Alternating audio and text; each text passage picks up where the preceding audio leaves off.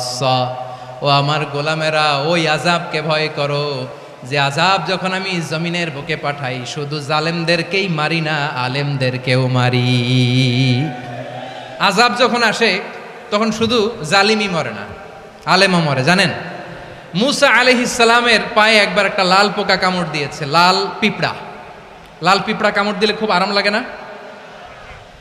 কি লাগে? হ্যাঁ, জলে না?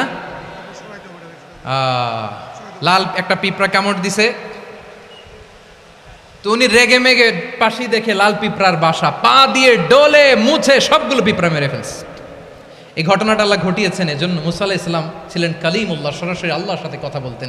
তিনি আল্লাহকে জিজ্ঞেস করেছিলেন, আল্লাহ তুমি যখন কোনো জনপদে আযাব পাঠাও, শাস্তি দাও, ওখানকার শুধু জালেমরাই তো মরে না, ভালো মানুষগুলাও মরে, তো আযাব দিবা মুশরিকদের উপর দিবা, অবাধ্যদের